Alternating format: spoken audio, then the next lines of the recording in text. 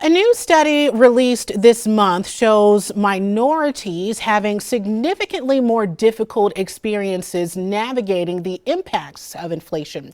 To learn more about the findings in that study and how they relate to our community, we spoke with Gary Cunningham, president of the Washington, D.C. based nonprofit Prosperity Now.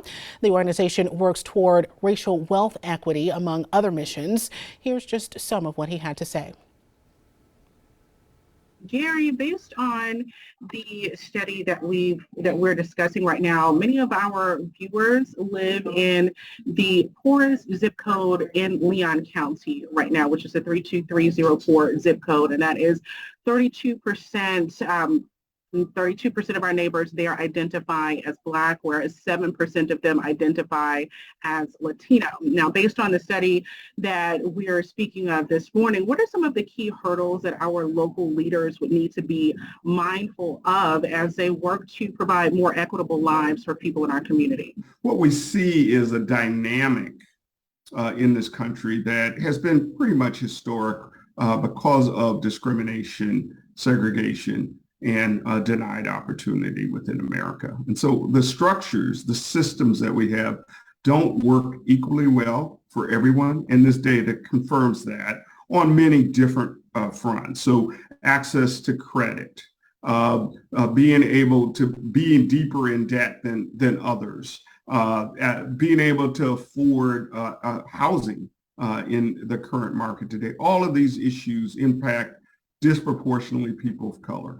There's one thing that you mentioned that I feel like we have an obligation to expound on here in our community is the housing that you talk about. We've seen and reported on some of our neighbors experiencing very high rent hikes, some of them in excess of $500 at some point, and that could put them in jeopardy of eviction, which is one of the points in this study.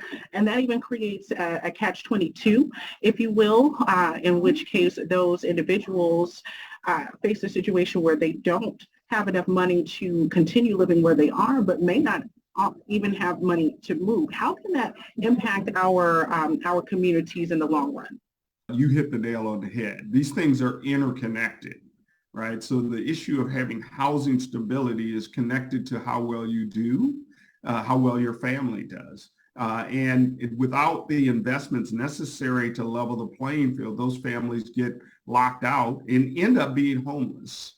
Or end up in less than ideal housing conditions. And it impacts the children.